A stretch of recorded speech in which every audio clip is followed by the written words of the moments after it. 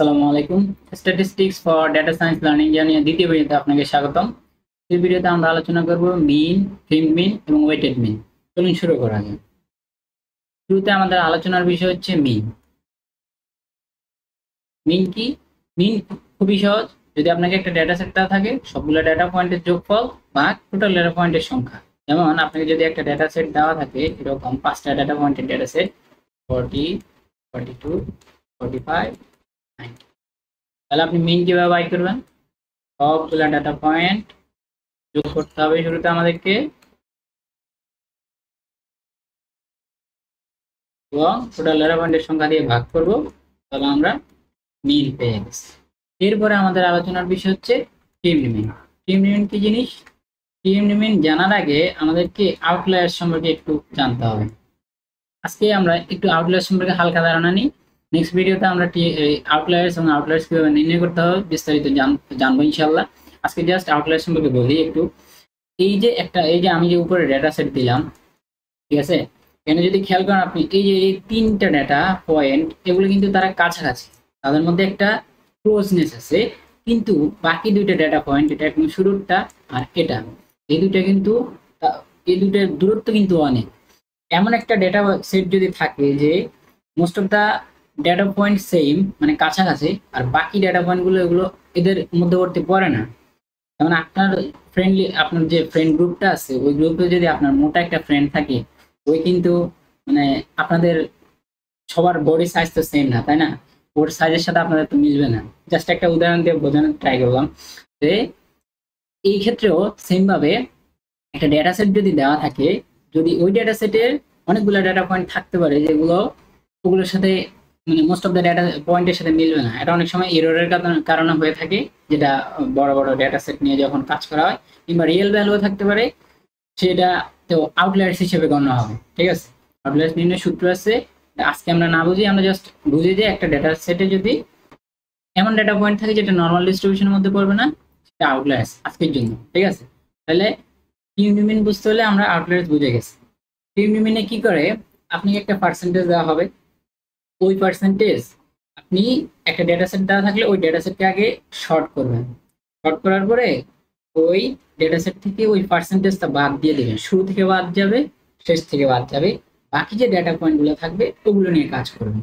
যেমন আমি যদি উপরের যে ডেটা সেটটা আমি দিলাম 5টা ডেটা পয়েন্টের ডেটা সেট, এইটার যদি আমি 20% নির্ণয় করি,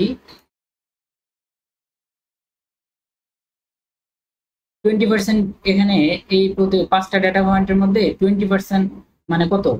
20% মানে একটা ডেটা পয়েন্টই পড়ে। দেখেন আমি যদি এখানে আপনাকে পাশে সূত্রটা একটু লিখে দিই, ট্রিটমেন্ট নির্ণয় করা।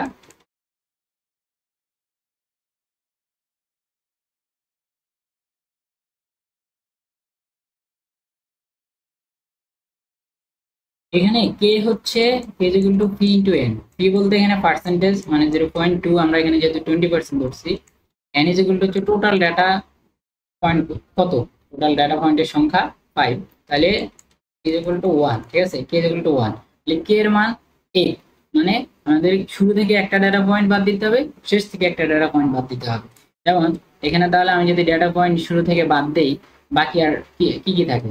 উপরের ডেটা সেট থেকে 40 থাকে, 42 থাকে, 45 থাকে। ঠিক আছে, এখন তাহলে শুধুমাত্র আমরা টিম লিমিট নির্ণয় করার সময় এই 3টা ডেটা পয়েন্ট নিয়ে কাজ করবো, বাকিগুলা ট্রিমড, মানে ফালাই দিচ্ছি, আমরা 20% ডাটা ট্রিম করে ফেলছি। এখন তাহলে আমাদের এই ক্ষেত্রে টিম লিমিট কত আসে?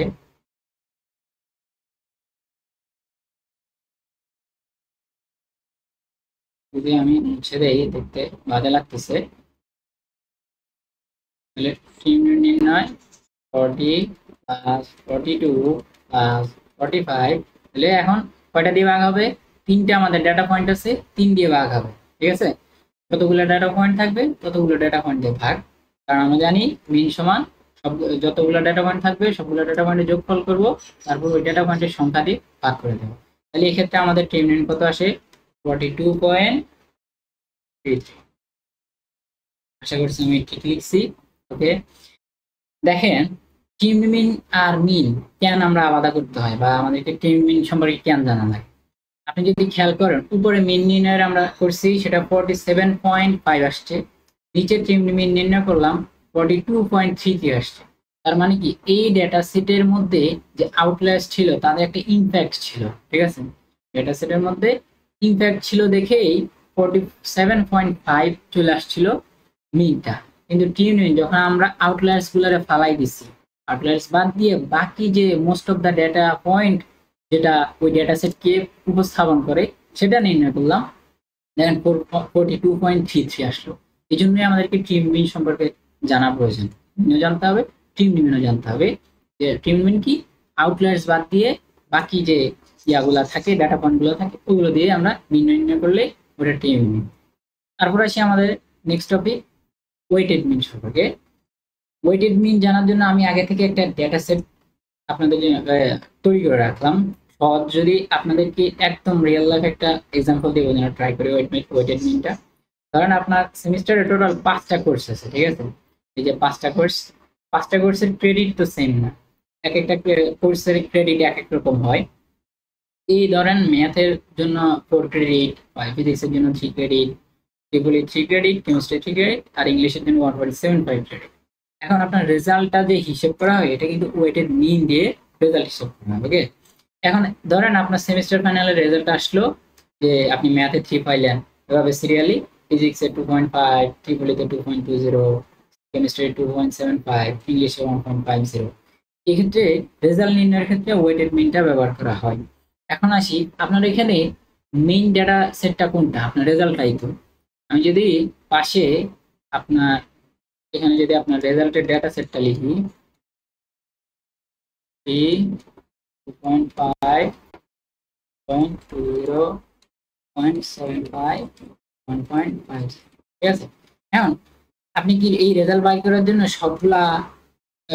সবগুলা ডেটা পয়েন্টে যোগ করে জাস্ট ভাগ করে দিবেন 5 দিয়ে, যেহেতু 5টা ডেটা পয়েন্টের এখানে সংখ্যা, ভাগ দিলে আপনার রেজাল্ট চলে আসবে না, কারণ এখানে এর অবদান তো এই ডেটা সেটে সেম না, তারপর এর অবদান তো সেম না, এক একজনের অবদান এক এক রকম এখানে, কারণ কি তাদের ক্রেডিটটা আলাদা।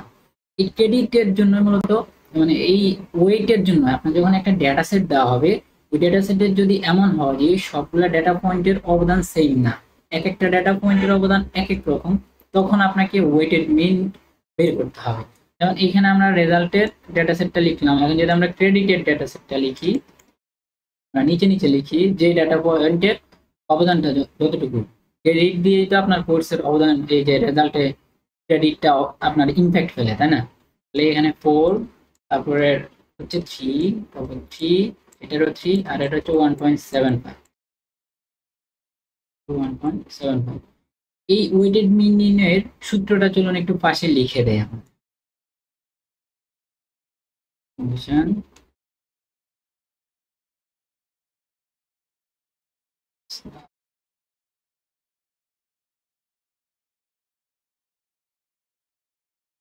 মানে আপনাকে শুরুতে কি করতে হবে, যতগুলা ডেটা পয়েন্ট আছে সবগুলা ডেটা পয়েন্টের সাথে তার ওয়েটটা গুণ দিয়ে তারপর সেটার একটা সামেশন বাই করতে, মানে যোগফল বাইর করতে হবে। দেন যতগুলা ওয়েট আছে সবগুলা ওয়েটের যোগফল বাই করে তারই ভাগ করতে হবে, তাহলে আপনি ওয়েটেড মিন পেয়ে যাবেন। আমি যদি এখন সিজিপি এটা হিসেব করি,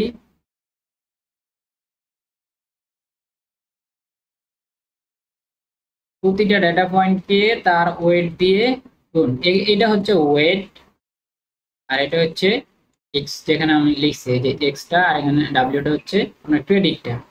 প্রতিটা ডেটা পয়েন্টকে তার ওয়েট দিয়ে গুণ, তারপর যোগ, সবগুলা যোগ করতে হবে।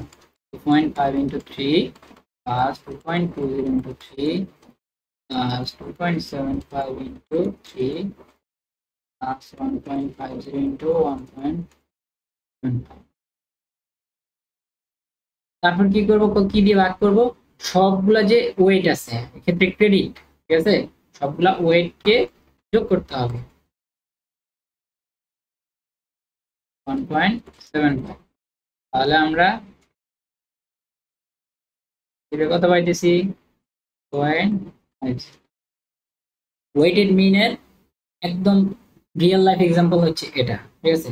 রেজাল্ট নির্ণয়ের ক্ষেত্রে আপনার ওয়েটেড মিন ব্যবহার করা হয়। তাহলে ওয়েটেড মিন কি, ওয়েটেড মিন কখন নির্ণয় করব, যদি এমন একটা ডেটা সেট দেওয়া থাকে যেখানে ওই ডেটা সেটে সবগুলা ডেটা পয়েন্টের অবদান সেম না, সবগুলা ডেটা পয়েন্টের ওয়েট ভিন্ন ভিন্ন, তখন ওই আপনাকে যে ওয়েট গুলো আছে ওয়েট গুলো দিয়ে আগে গুণ করতে হবে, সবগুলা ওই গুণ করার পরে যে মান পাবেন ওই সবগুলা মান যোগ করতে হবে, ভাগ দিতে হবে কি দিয়ে, ডেটা ওয়েট দিয়ে, ভাগ দিতে হবে কি দিয়ে, ওয়েট গুলোর যোগফল দিয়ে ভাগ দিতে হবে। ঠিক আছে, তাহলে আমরা ওয়েটেড মিন পেয়ে যাবো।